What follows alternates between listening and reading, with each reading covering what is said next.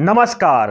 22 अप्रैल 2025 के पहलगाम हमले के बाद भारत और पाकिस्तान के बीच बढ़ते तनाव के बाद भारत ने दशकों पुरानी सिंधु जल संधि को निलंबित कर दिया है। बदले में पाकिस्तान ने भी 24 अप्रैल 2025 को शिमला समझौते को निलंबित कर दिया है। यह समझौता दोनों देशों के बीच एक शांति संधि है। शिमला समझौता एक ऐतिहासिक दस्तावेज है, एक शांति की पहल है। लेकिन क्या पाकिस्तान ने इस पर कभी अमल किया? आखिर क्या है शिमला समझौता जिसे पाकिस्तान ने रद्द कर दिया है? आइए इस समझौते को विस्तार से समझते हैं। दोस्तों, 1971 का भारत पाक युद्ध के बाद भारत के शिमला में एक संधि पर हस्ताक्षर हुए। इसे शिमला समझौता कहते हैं। इसमें भारत की तरफ से इंदिरा गांधी और पाकिस्तान की तरफ से जुल्फिकार अली भुट्टो शामिल थे।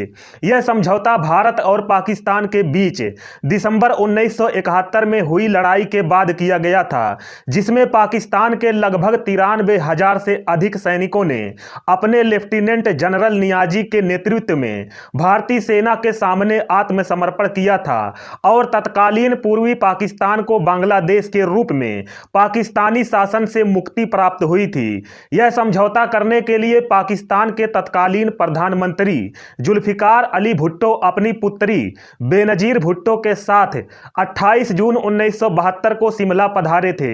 ये वही भुट्टो थे जिन्होंने घास की रोटी खाकर भी भारत से हजारों वर्ष तक युद्ध करने की कसमें खाई थी। 28 जून से 1 जुलाई तक दोनों पक्षों में कई दौर की वार्ता हुई, लेकिन किसी समझौते पर नहीं पहुंच सके। तभी अचानक 2 जुलाई को लंच से पहले ही दोनों पक्षों में समझौता हो गया, जबकि भुट्टो को उसी दिन वापस जाना था। इस समझौते पर पाकिस्तान की ओर से भुट्टो और भारत की ओर से इंदिरा गांधी ने हस्ताक्षर किए थे। दोस्तों, यह समझना कठिन नहीं है कि यह समझौता करने के लिए भारत के ऊपर किसी बड़ी विदेशी ताकत का दबाव था। अपना सब कुछ लेकर पाकिस्तान ने यह थोथा सा आश्वासन भारत को दिया था। भारत और पाकिस्तान के बीच कश्मीर सहित जितने भी विवाद हैं, उनका समाधान आपसी बातचीत से ही किया जाएगा और इन्हें अंतर्राष्ट्रीय मंचों पर नहीं उठाया जाएगा। लेकिन इस अकेले आश्वासन का भी पाकिस्तान ने सैकड़ों बार उल्लंघन किया है और कश्मीर विवाद को पूरी निर्लज्जता के साथ अनेक बार अंतर्राष्ट्रीय मंचों पर उठाया है। वास्तव में उसके लिए किसी समझौते का मूल्य उतना भी नहीं है जितना उस कागज का मूल्य है जिस पर वह समझौता लिखा गया है। इस समझौते में भारत और पाकिस्तान के बीच यह भी तय हुआ था कि 17 दिसंबर 1971 को पाकिस्तानी सेनाओं के आत्मसमर्पण के बाद दोनों देशों की सेनाएं जिस स्थिति में थी, उस रेखा को वास्तविक नियंत्रण रेखा रोल माना जाएगा और कोई भी पक्ष अपनी ओर से इस रेखा को बदलने या इसका उल्लंघन करने की कोशिश नहीं करेगा। लेकिन पाकिस्तान अपने इस वचन पर भी नहीं टिक रहा है। सब जानते हैं कि 1999 में कारगिल में पाकिस्तान सेना ने जानबूझकर घुसपैठ की और इस कारण भारत को कारगिल में युद्ध लड़ना पड़ा। जुल्फिकार अली भुट्टो ने 20 दिसंबर 1971 को पाकिस्तान के राष्ट्रपति का पदभार संभाला। उन्हें विरासत में एक टूटा हुआ पाकिस्तान मिला। सत्ता संभालते ही भुट्टो ने यह वादा किया कि वह शीघ्र ही बांग्लादेश को फिर से पाकिस्तान में शामिल करवा लेंगे। पाकिस्तानी सेना के अनेक अधिकारियों को देश की पराजय के लिए उत्तरदायी मानकर बर्खास्त कर दिया गया। कई महीने तक चलने वाली राजनीतिक स्तर की बातचीत के बाद जून 1972 के अंत में शिमला में भारत पाकिस्तान शिखर बैठक हुई। इंदिरा गांधी और भुट्टो ने अपने उच्च स्तरीय मंत्रियों और अधिकारियों के साथ उन सभी विषयों पर चर्चा की जो 1971 के युद्ध से उत्पन्न हुए थे। साथ ही उन्होंने दोनों देशों के अन्य प्रश्नों पर भी बातचीत की। इनमें कुछ प्रमुख विषय थे।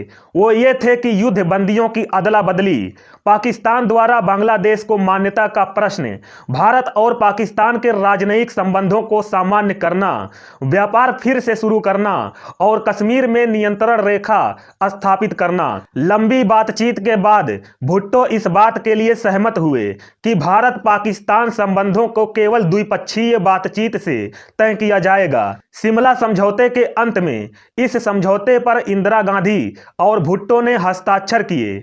इसके कई प्रावधान हैं। इनमें यह प्रावधान किया गया कि दोनों देश अपने संघर्ष और विवाद समाप्त करने का प्रयास करेंगे और यह वचन दिया गया कि उपमहाद्वीप में अस्थायी मित्रता के लिए कार्य किया जाएगा। इन उद्देश्यों के लिए इंदिरा गांधी और भुट्टो ने यह तय किया कि दोनों देश सभी विवादों और समस्याओं के शांतिपूर्ण समाधान के लिए सीधी बातचीत करेंगे और किसी भी स्थिति में एक तरफा कार्रवाई करके कोई परिवर्तन नहीं करेंगे।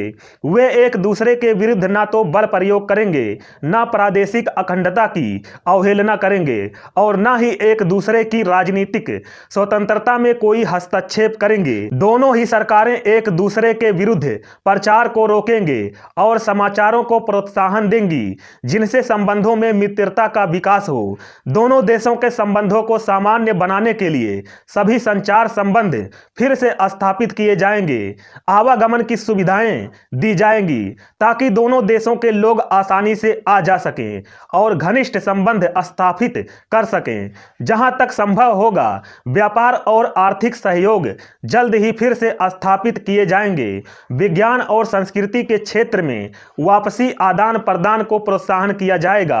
दोस्तों, अस्थायी शांति के हित में दोनों सरकारें इस बात के लिए सहमत हुईं कि भारत और पाकिस्तान दोनों की सेनाएं अपने अपने प्रदेशों में वापस चली जाएंगी।